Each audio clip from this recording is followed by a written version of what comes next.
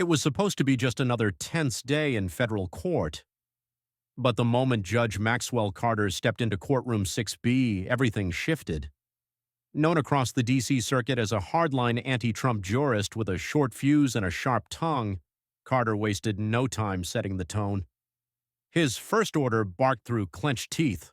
"No coffee in my court!" The startled clerk scrambled to remove her travel mug as Carter narrowed his eyes at the empty defense table. "Tell them they've got 2 minutes," he snapped. "If they're not here, they're held in contempt." The courtroom was packed. Journalists, aides, spectators, even a few influencers lined the pews, phones tucked discreetly in their laps. Everyone was waiting to hear testimony in a high-profile case, the federal government versus the Faith and Family Foundation, a conservative nonprofit accused of funneling donations into unauthorized political activity. The organization's future and reputation hung in the balance. When the courtroom doors opened again, all heads turned. In walked Karoline Leavitt, sharp in a navy blazer and holding a thick stack of documents. At just 29, the Trump administration's fiery press secretary had built a reputation for being unshakable under pressure. Today, she'd been called as a key witness. Carter's eyes locked on her immediately. His lip curled in a sneer. "Oh, how special," he said, not bothering to hide his disdain. "Tell her this isn't the White House. Her title means nothing here." Leavitt gave a polite nod to the clerk, then calmly took her place near the witness box. Carter leaned forward, fingers drumming on the bench like a warning. "Let me make this clear," he growled. "I am the law here. Got it, Miss Leavitt?"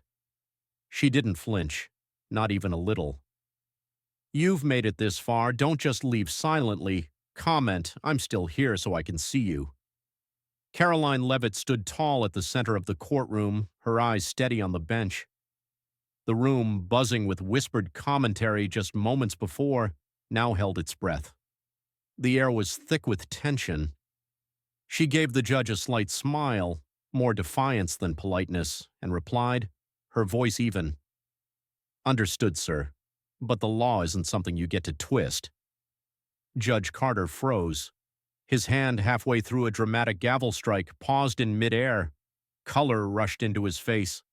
Slowly, deliberately, he leaned forward, his voice dropping an octave. "You dare lecture me about the law in my own courtroom?" he hissed. "You Trump Gen Z brat." The insult echoed through the room. A few gasps rippled from the back row. One man muttered to his neighbor, "She's got guts." Another stifled a nervous chuckle. But Karoline didn't blink. She took a step forward, lifting the thick stack of documents in her hand. "I'm not here to lecture you, Your Honor," she said, her voice sharp and steady.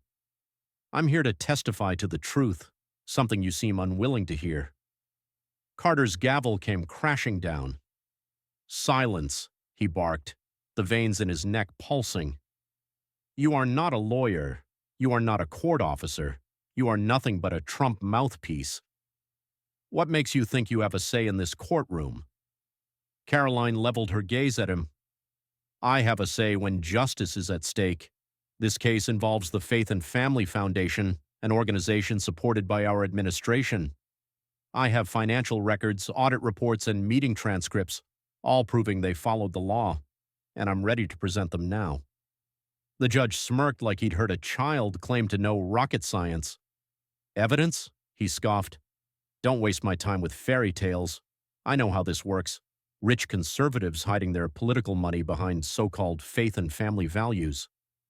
Karoline opened the folder and flipped to the first page. "March 15th, she read, voice clear, 2024. The Faith and Family Foundation held a donor event in Manchester, New Hampshire. All contributions were recorded and reported publicly." Carter slammed his gavel again, louder this time. "Enough," he shouted. "This is a courtroom, not a campaign rally. You want to talk press briefings, go back to your podium." Karoline didn't stop. She raised her voice slightly, lifting a second document. The foundation's activities were audited independently. "There's no fraud. I have the records to prove it.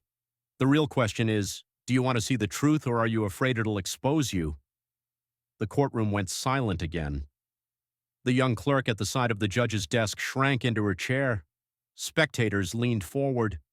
Some held up phones now, pretending to check messages while they secretly recorded. Judge Carter gripped his gavel so tightly his knuckles turned white. "You are crossing the line, Miss Leavitt," he snarled. "One more word and I'll hold you in contempt." Karoline gave a faint shrug. "If telling the truth means contempt, so be it. But I won't stand by while you bury justice in your courtroom." Carter shot up from his chair. "Justice?" he bellowed. "You think you know justice? You're a puppet, a media-trained little girl who thinks a press pass makes her credible." He banged the gavel again, but his voice cracked. The edges of his confidence were beginning to fray. Karoline stepped closer, calm, controlled. "Let's forget faith and family for a moment. Let's talk about the Liberty Fund. Does that name ring a bell, Your Honor?" The gavel froze midair. Carter's jaw twitched. "What did you say?" "The Liberty Fund," Karoline repeated, her words like a cold knife. "The group that wired $100,000 to your Cayman Islands account the day after you ruled against a conservative small business in Georgia." The courtroom erupted into a wave of stunned murmurs. One man in the back let out a low whistle. Another began recording openly. Carter's gavel hit the desk again, but this time it didn't silence anyone.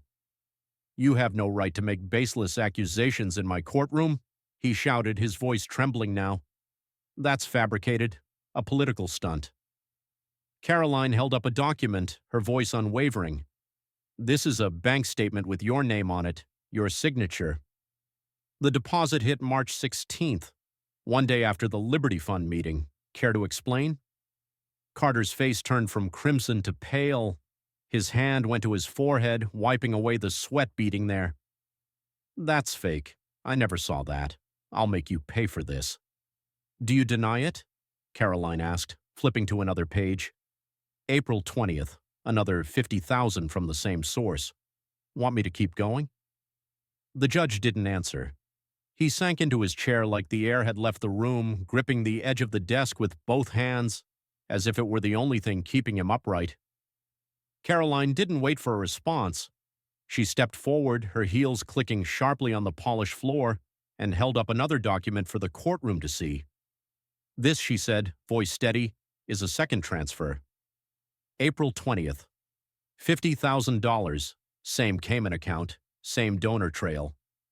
Again, just days after you ruled against the Thompson family charity in Arizona, their evidence was sealed, their voices silenced. But your bank account? Wide open." Judge Carter's eyes darted across the courtroom, scanning for support, but found none. Even the prosecutor at the far end of the room shifted uneasily in his seat. A few jurors leaned in, unsure whether they were witnesses to history or to a full-blown scandal unfolding in real time. "That's coincidence," Carter snapped. He tried to steady his voice, but the words came out thin. "You don't understand how court finances work. You're cherry-picking random dates and spinning conspiracy." Karoline flipped to the next page. "June 12th, she said. An email from you to a Liberty Fund representative." She didn't read the body of the message just yet. Instead, she looked up, her eyes locking with his. "You thanked them for their support, and you wrote, and I quote, 'Faith and family will be handled as planned.'" A loud gasp rose from the audience. The young woman beside Karoline, attorney Rachel Quinlan, fresh out of law school, barely 30, looked stunned. She turned to Carter.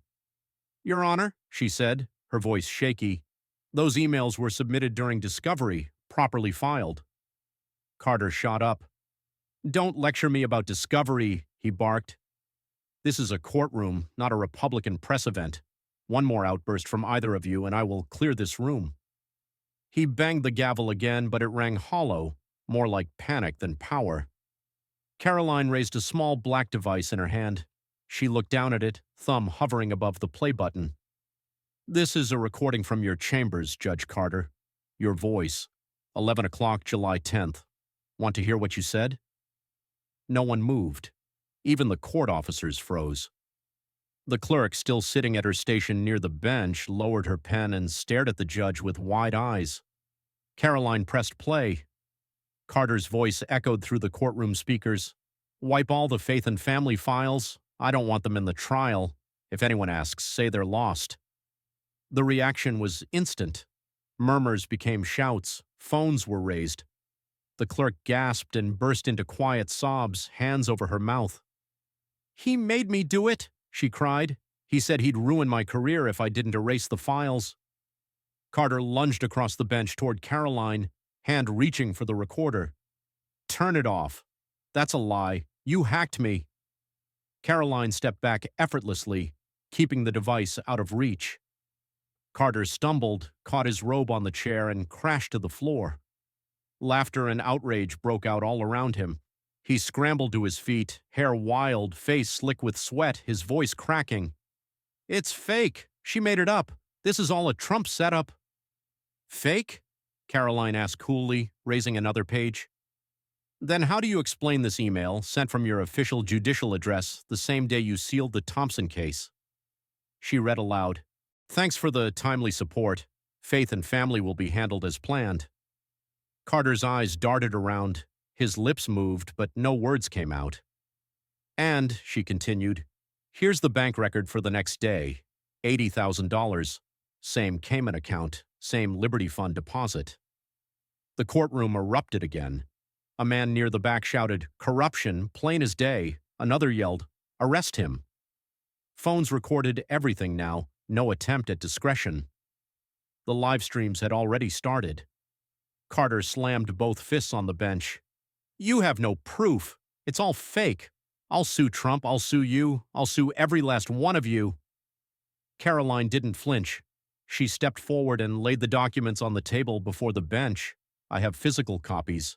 I have digital backups. And the FBI already has them." He turned to the clerk. "Stop her," he shouted. "You work for me." But the clerk didn't move. Her face was pale, her hands trembling. Karoline leaned in slightly. "Let's talk about the Wilson case. May of this year. You sealed the records just after meeting with Liberty Fund officials. The very next day, $150,000. Same account, same pattern." "No!" Carter yelled. "That's not true." She raised her phone again. "Would you like to hear the recording?" "No!" he shouted, his voice turning shrill. "You can't do this. I'm a federal judge." "You're a federal judge who took bribes," Karoline said, "who sold his authority to the highest bidder, who used his power to destroy lives." He staggered back from the bench, clutching the chair behind him. His breathing was ragged, almost wheezing. He turned to his staff. Get her out now." But no one moved. The room had shifted. His commands held no weight anymore. The only sound was the rustling of papers and the clicks of cameras. Karoline pulled another document from her stack. "This is security footage," she said, holding up a still image. "July 10th, 11:06 p.m., you in your office, phone in hand. Exact moment you ordered the file deletion. It matches the voice recording. It matches the timestamp on your email." Carter lunged again, this time knocking over a glass of water and sending it splashing across the bench. He slipped on the wet floor and collapsed for a second time, papers flying. "You made all this up," he screamed. "I'll ruin you." Karoline didn't budge. "You already ruined yourself." She reached into her briefcase and pulled out a small envelope. "And just in case you're wondering, Judge Carter, this contains the original signed statements from Liberty Fund intermediaries, confessions, bank transfer confirmations, and a list of every case you've ruled on involving conservative organizations, each one with a matching Liberty Fund payment." Carter was pale now, drenched in sweat, hair matted to his forehead. "This is a witch hunt," he whispered. "No," Karoline said. "This is accountability." The courtroom doors opened. 2 FBI agents walked in, followed by a third holding a thick folder. The lead agent stepped forward, his badge glinting under the overhead lights. "Judge Maxwell Carter," the agent announced. "We have a federal warrant for your arrest on charges of public corruption, abuse of power, and destruction of evidence." The audience roared. Applause broke out. People stood. A few even cried. You can't do this, Carter shouted. I have immunity. You hear me? I'm untouchable. The agent didn't flinch. You were. Two agents moved in, cuffed his wrists, and began reading his rights. Karoline stepped back as they led him past her, his eyes burning with fury. Think you've won, little girl, he muttered. Karoline's voice was ice. No, Your Honor, justice won. He said nothing else. As the agents pushed open the doors and marched him out of the courtroom, the clank of his handcuffs echoed louder than the gavel ever had.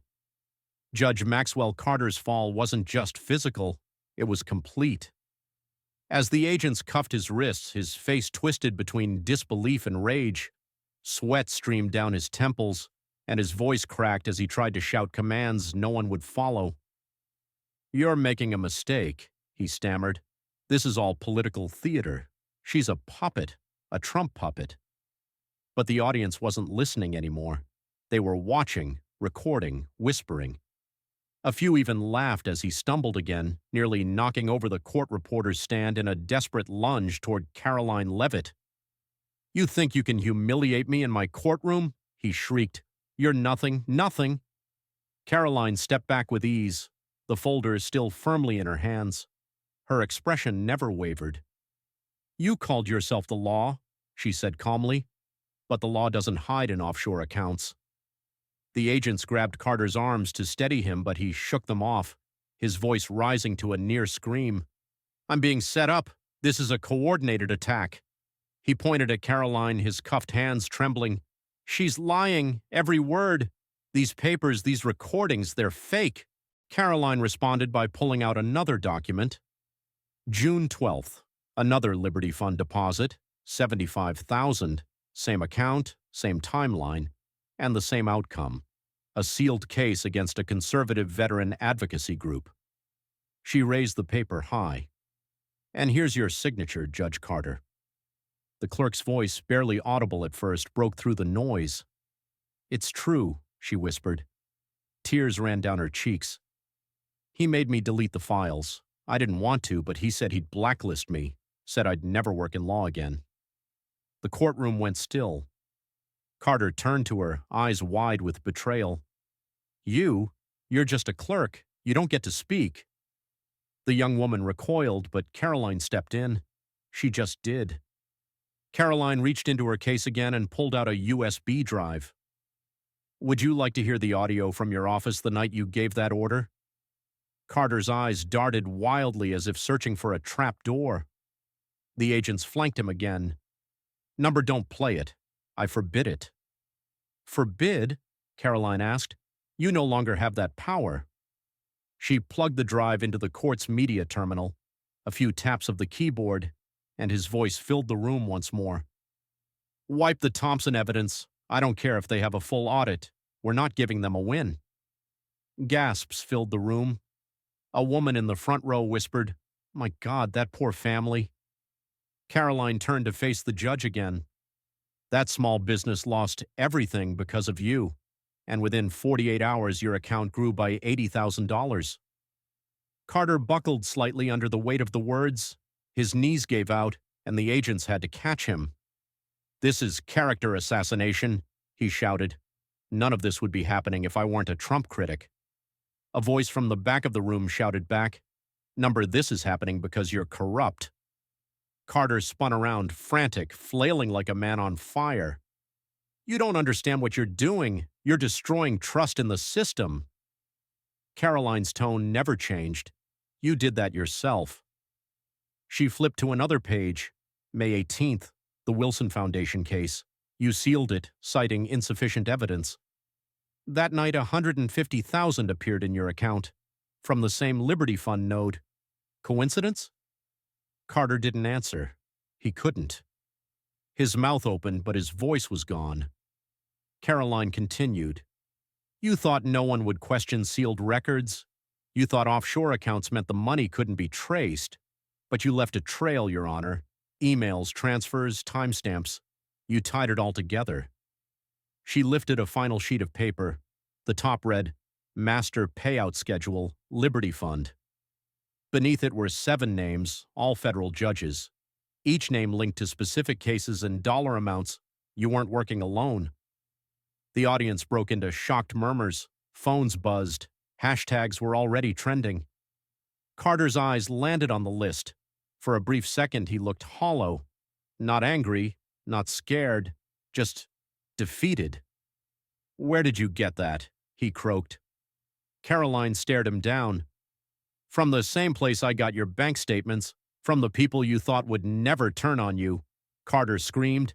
He lunged again, grabbing for the documents in her hands. He tore a few pages free and ripped them in half, shreds flying like confetti. "You've got nothing," he bellowed. "No one will believe you." Karoline didn't even blink. "I have copies, and so does the FBI." He staggered back, panting, his robe soaked and disheveled. The gavel he once wielded like a weapon now lay on the floor beside him, forgotten. "You can't do this to me," he whispered. "I'm a federal judge." "And now you're a federal criminal," she replied. The lead agent stepped forward. "We're taking him in." Carter turned, pleading now. "You can't let this happen. Don't you know who I am?" The agent nodded. "We do. That's why it's over." As Carter was let out, the courtroom remained silent, save for the sound of the handcuffs clinking and his heavy breaths. The audience watched, stunned, as the man who once called himself the law was reduced to nothing but a headline waiting to drop. Karoline stepped forward again, eyes sweeping the room. "This isn't about politics," she said. "This is about power. And when people in power abuse their position, the people have a right to stand up." She looked to the clerk, then to the young attorney beside her, then to the agents collecting evidence. This is what accountability looks like. And in that moment, the courtroom knew it wasn't just a takedown, it was a turning point. The silence in the courtroom was heavy, like the final seconds before a storm breaks. Judge Maxwell Carter stood in the middle of it, panting, arms shaking, pieces of torn paper scattered at his feet. His robe hung off one shoulder, sweat clung to his hairline. His authority, once ironclad, was in shreds. The young court clerk, still seated near the bench, wiped her eyes and slowly stood. Her hands trembled as she looked from Carter to Karoline Leavitt. "He told me to delete the evidence," she said softly.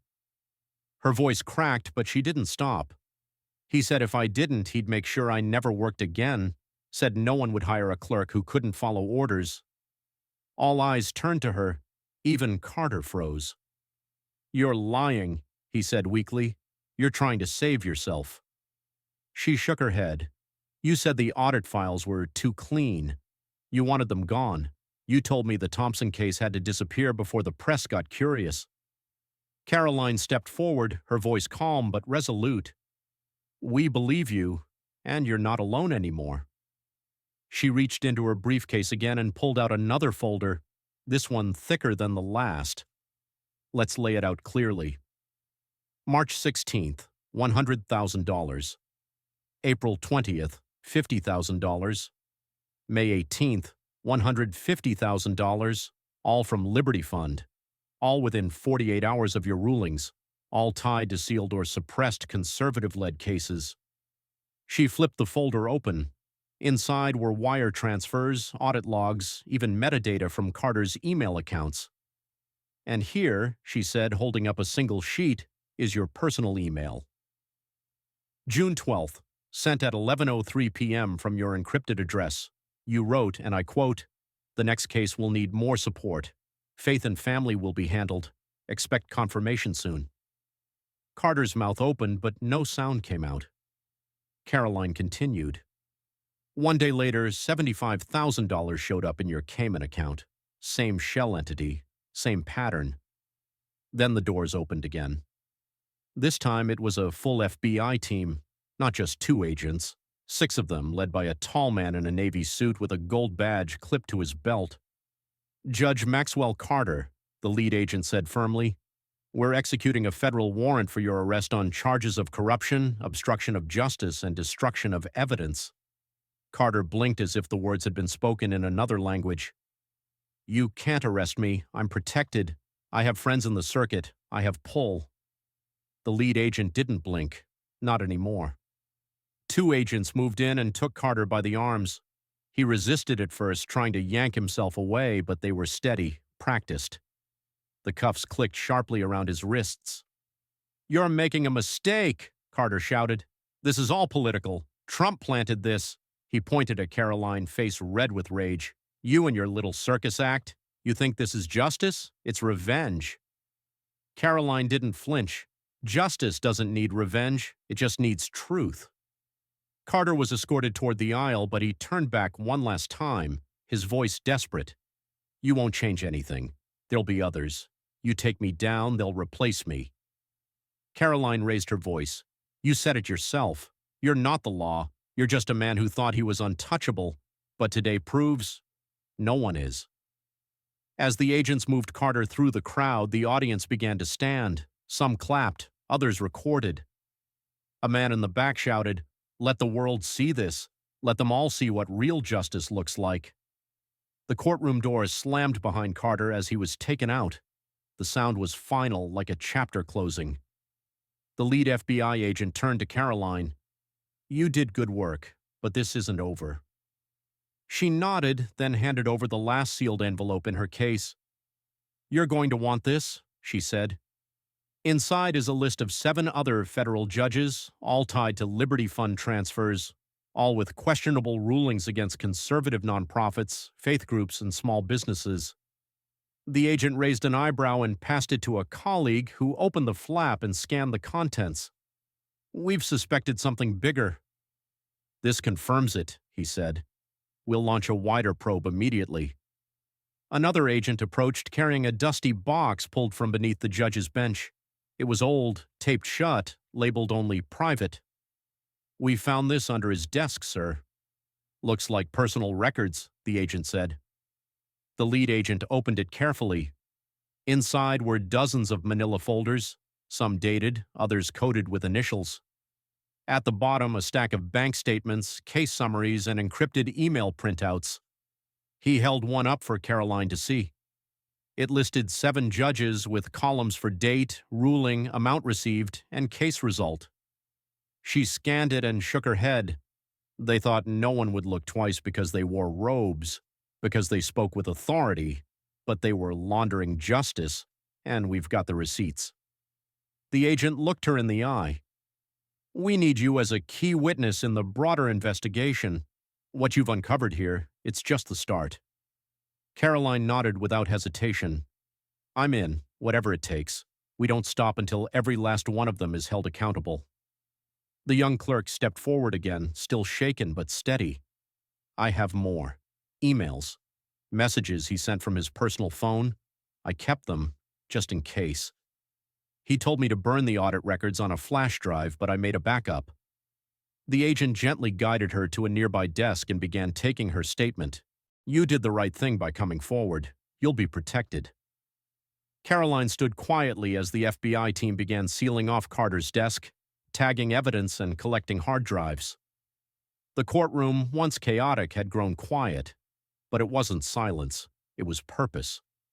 The young attorney beside Karoline, Rachel Quinlan, stepped closer. "You didn't just save faith and family," she said, voice filled with awe. "You just cracked open something much bigger." Karoline gave a small nod. This wasn't about one charity or one judge. It's about restoring trust in a system that forgot who it serves. She turned to the lead agent, her voice firm. "Let me know when you're ready to go after the others. I'll be there." The agent nodded back. "We'll be in touch. You opened the door. Now we walk through it." The room remained silent for a moment after Carter was taken away. Then, almost like a shift in weather, the energy changed. A door opened quietly at the back of the courtroom and a man in a charcoal gray suit entered. Older, stern, composed. He was the replacement judge, called in on short notice to review the case in Carter's absence. He took the bench, adjusted his glasses, and began flipping through the file folders now laid bare before him. He barely said a word as he read. Within 10 minutes, he spoke. After reviewing the audit logs, financial statements, and independent reports presented today, I find no basis for the fraud allegations against the Faith and Family Foundation. Case dismissed. The gavel struck once, clean, final, and the room exploded. Applause broke out from every corner. People stood to their feet. Several in the audience clapped through tears. A woman in the back shouted, "Justice!" Someone else yelled, "She did it!" Phones went up capturing the moment that had just become history. Karoline Leavitt didn't smile for the cameras. She stood calmly, shoulders square, her gaze steady. The mission wasn't about her. It was about setting something right. From the far side of the courtroom, the Faith and Family Foundation's executive director, an older man with silver hair and tired eyes, approached her slowly. His voice broke as he spoke. "You saved us," he said. "I don't know how to thank you." Karoline placed a gentle hand on his shoulder. "You don't have to. You told the truth. I just made sure people heard it." Outside, the story was already spreading like wildfire. By the time Karoline stepped through the courthouse doors, a crowd had gathered. Reporters pressed in. Microphones stretched toward her. Flashes lit up the dusk air like a strobe.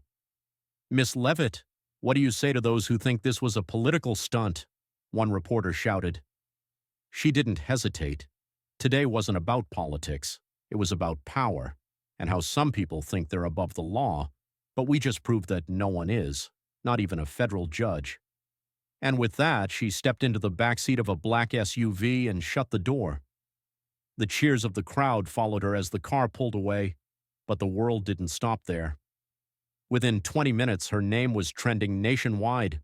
On X, the hashtag #1 Leavitt for Justice climbed to #1.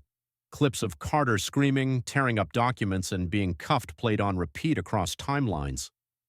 One viral post read, "She didn't just expose a corrupt judge, she cracked the system wide open." Another wrote, "Gen Z just took down a federal judge in real time." Karoline, or rather Karoline, Leavitt is a force. Major networks scrambled to respond. Fox News ran a banner headline, "Trump press secretary topples corrupt judge." MSNBC took a different angle, "Leavitt's showdown, the day the courtroom turned." CNN aired side-by-side footage, Karoline calmly presenting evidence next to Carter unraveling like a man cornered. Conservative commentators called it a vindication. Progressive analysts, even if skeptical at first, were forced to acknowledge the strength of the evidence and the significance of the moment. Even late-night hosts weighed in. A clip from one show aired, "You know it's bad when a federal judge ends his career by yelling at a press secretary while sweating through his robe and tripping over his own gavel. That's not justice. That's reality TV." And still, the momentum grew. In hours, clips from the trial had millions of views. TikTok creators spliced together key moments with dramatic music. On Instagram, Karoline's frozen expression, her eyes locked on Carter as he tried to deny the undeniable, became a meme. Captions read, "When the receipts hit harder than the gavel." But the most powerful wave wasn't laughter. It was something deeper, outrage, relief, and inspiration. People from across the country started posting their own stories. Under the hashtag #MyCorruptionStory, veterans, small business owners, and nonprofit workers began sharing how they'd been shut down, silenced, or buried in red tape by the system. Karoline didn't post right away. She waited, let the moment breathe. When she did finally open her phone, she saw thousands of notifications, likes, messages, mentions. She ignored most of them. There was one thing she wanted to say. She tapped out a short message. "Justice doesn't come easy, but today we proved it's possible. Thank you for standing with us. This is only the beginning." Leavitt for Justice. Within minutes, the post had tens of thousands of likes. That night, news vans camped outside her office. A candlelight vigil formed near the courthouse. A local high school debate team held a watch party of the trial footage, cheering each time Karoline flipped a page of evidence. Meanwhile, inside the courthouse, the FBI continued their search. The box of Carter's private files, now federal evidence, was being processed. Each folder was cataloged. Each judge listed was being flagged for investigation.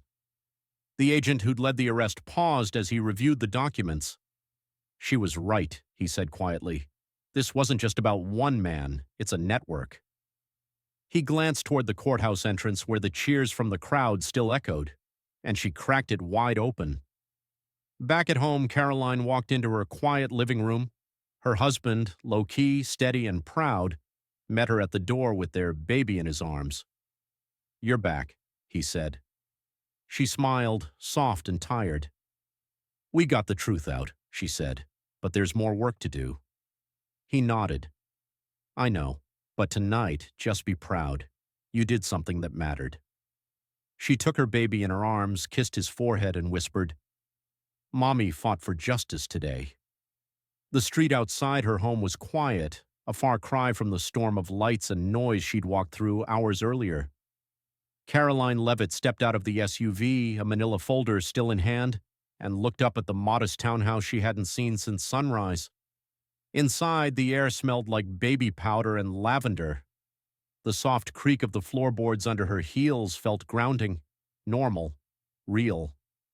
Her husband, James, met her at the door with their 8-month-old son in his arms. He was barefoot, in sweatpants and a worn Patriots t-shirt. The moment he saw her, his face lit up, not like someone who'd been glued to the headlines, but like someone who had been waiting to make sure she came home safe. "You made it through," he said, stepping forward. Karoline exhaled and gave a tired smile. "Barely."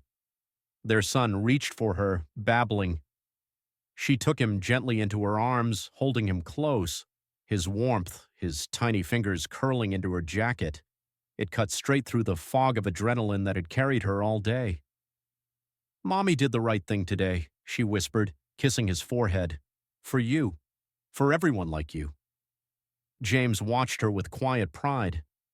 "I saw the news," he said. "You didn't just win a case, you changed the game." Karoline sat down on the edge of the couch, cradling the baby as he nestled into her shoulder.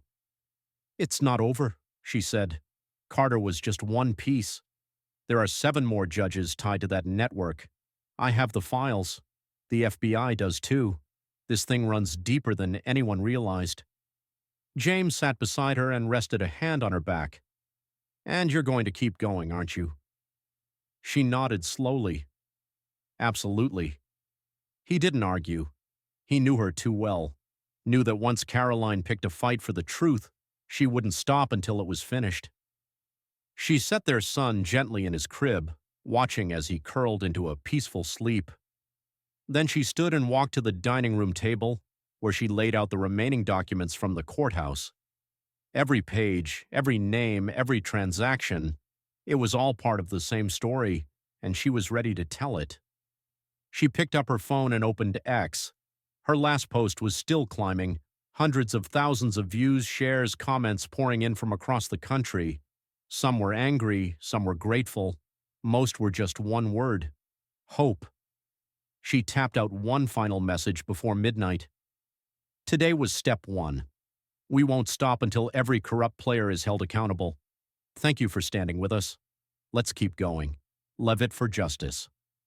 She hit post. The screen lit up instantly. From the crib came a soft coo. From the street outside, only silence. Karoline looked out the window, her reflection cast faintly in the glass. She didn't see a press secretary or a viral headline. She saw a woman with more work to do, and the resolve to do it.